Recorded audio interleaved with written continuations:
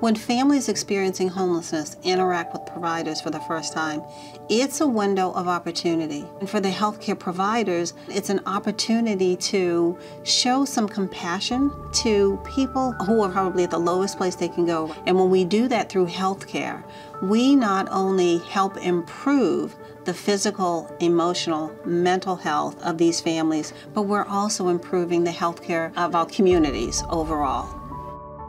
Some of the key things that I try to keep in mind when taking care of these patients experiencing homelessness is really being open-minded and creative and working together with the family to find a solution. The main thing that I try to do is come in with the understanding that this might be a difficult interaction, but that I have to sit with that discomfort. That's how you're going to engender trust with families and allow them to come back again and again.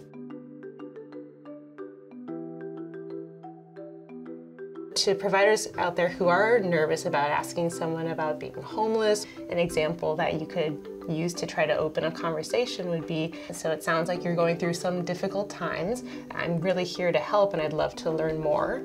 Would you be willing to tell me more about what you're going through? It's about listening, to ask questions in a sensitive and respectful way so it doesn't feel like you're imparting any sort of judgment. If you are asking about their address, then it's always the perfect opportunity to give options. So, is that address a house, an apartment, a shelter, transitional housing? And then it just feels like, oh, everyone gets asked these questions.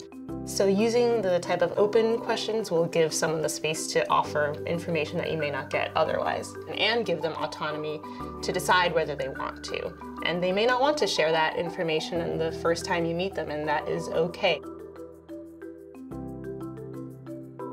One of the items in the toolkit that I'll try to use when taking care of the families or the patients that are experiencing homelessness is to make sure, after discussing all the problems that are going on, we also discuss some of the things that are going well and acknowledge the fact that they're doing a great job at taking care of their child. And it can be as simple as, look at how you're reading with your child.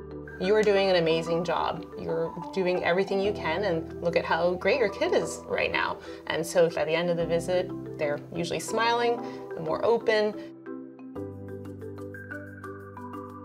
When families are experiencing homelessness, they'll often be moving from different shelters within a city or even between cities, and they'll be seeing doctors that may not be just in one health system but in multiple health systems, where the records may not be available to the next doctor that they see. So one of the tools that I have that's very helpful in helping take care of patients that are experiencing homelessness is called the Teach-Back method. This means I'll discuss something with the family and make sure at the end I'll also ask the family member, so if you had to explain what we just discussed with one of your family members, what would you tell them?